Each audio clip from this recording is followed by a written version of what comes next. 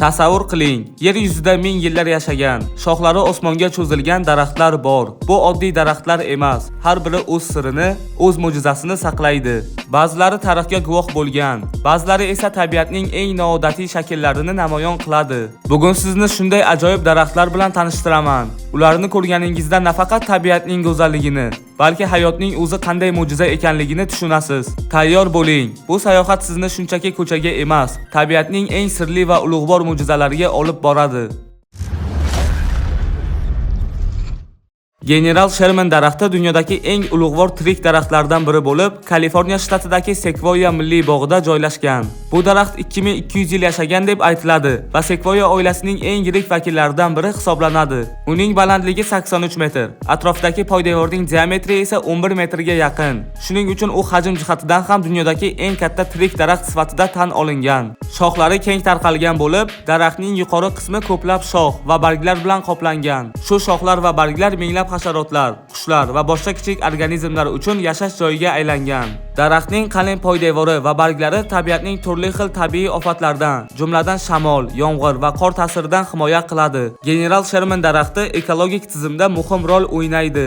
Daraxt atrofdagi tuproqni barqarorlashtiradi, suvni saqlashga yordam beradi va turli jonivorlar uchun ozuqa manbai hisoblanadi. Daraxtning yoshini aniqlash dendroxinologik orqali amalga oshirilgan. Taxminan 2200 yil davomida u turli iqlim sharoitlar va tabiiy ofatlarga bardosh bergan. Shu sababli General Sherman daraxti nafaqat o'lchami, balki davomiyligi va chidamliligi bilan ham boshqa daraxtlardan ajralib turadi. Shuningdek, bu daraxt ekologlar uchun o'rganish obyekti hisoblanadi. U Sequoia oilasining biologik xususiyatlarini, daraxtlarning yashash muddatini va ekologik tizimdagi ahamiyatini tahlil qilish imkonini beradi. Bu daraxtning mavjudligi butun tabiat va insoniyat uchun muhim ilmiy ahamiyatga ega. Umuman olganda, General Sherman o'lchami, davomiyligi va ekologik ahamiyati bilan dunyodagi eng muhim daraxtlardan biri hisoblanadi. U milliy bog'da saqlanib, tabiatni muhofaza qilish dasturlari uchun asos bo'lmoqda.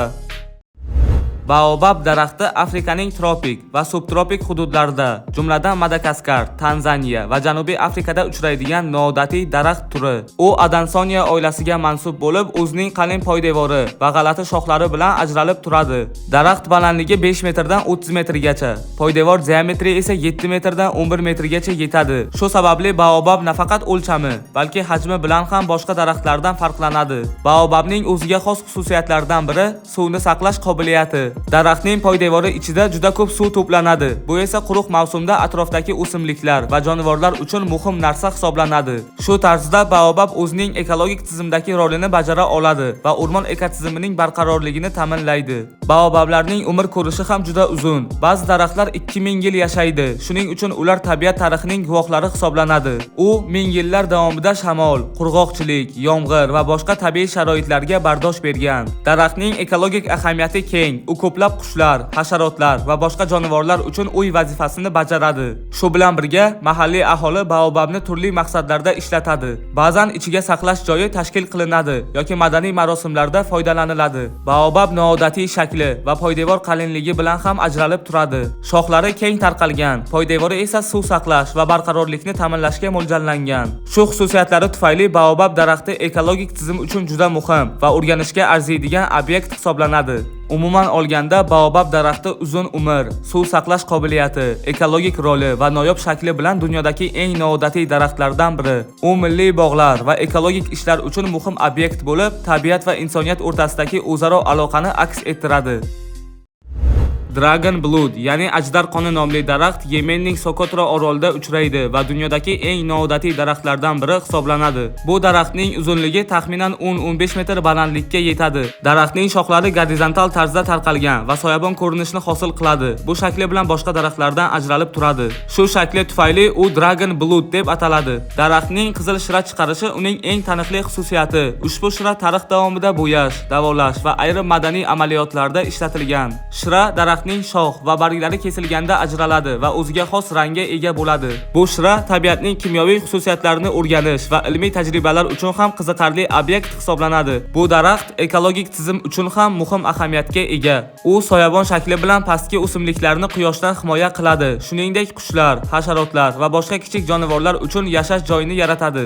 Daraxtning ildiz qismi qattiq va chuqur bo'lib, u qurg'oqchilik sharoitida suvni saqlashga moslashgan. Shu tarzda u atrofdagi ekotizimni barqaror barqaror saqlashga yordam beradi. Sokotra orolining quruq va shafqatsiz iqlimida ajdar qoni daraxti minglab yillar davomida yashab kelgan. Shu sababli u ekologik chidamlilik va evolyutsion moslashuv timsoli sifatida o'rganiladi. Madaniy jihatdan Sokotra aholisi va sayyohlar daraxtni asrashadi. U tarixiy va geografik belgi sifatida ham tanilgan. Ayniqsa turizm va ekologik ishlar bo'yicha e'tibor markazida turadi. Umuman olganda Dragon Blood, ya'ni ajdar qoni daraxti o'zining shakli, qizil shira chiqarishi, ekologik roli va uzoq muddat yashash qobiliyati bilan dunyodagi eng noodatiy va ilmiy jihatdan qiziqarli daraxtlardan biri hisoblanadi.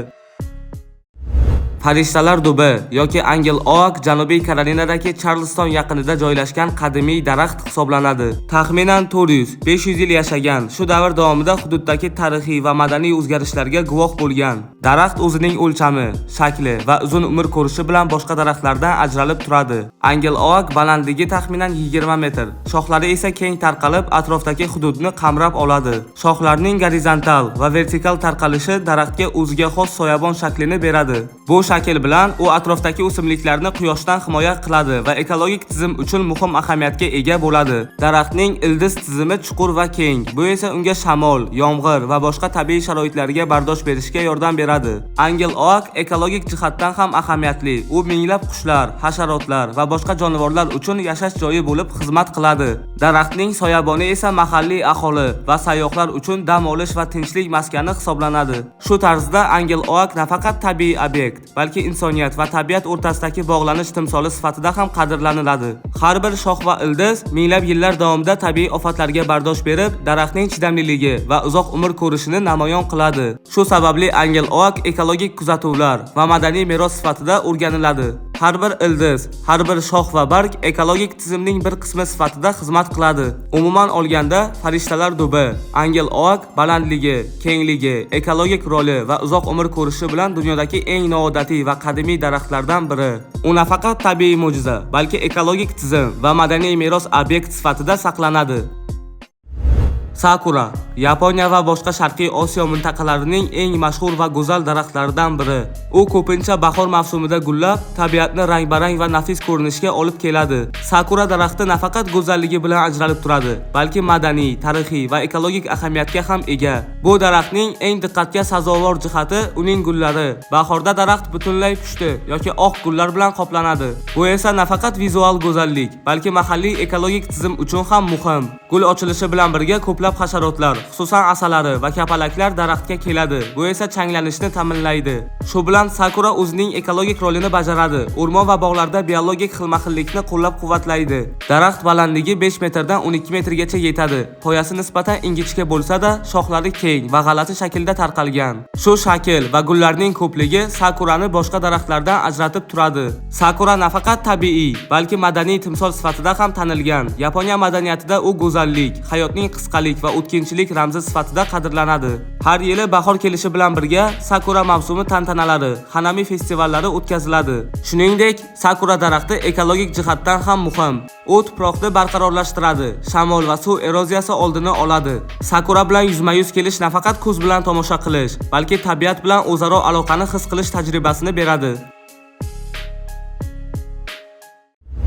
Shu tarzda biz dunyoning eng noodatiy va ulug'vor 5 ta daraxti bilan tanishdik. Har biri tabiatning mo'jizasi va sabr timsoli. Bugun biz bilan birga bu mo'jizalarni kuzatganingiz uchun rahmat. Esingizda bo'lsin, tabiatni qadrlang, unga hurmat bilan qarang va har bir kunni uning go'zalligi bilan yashang.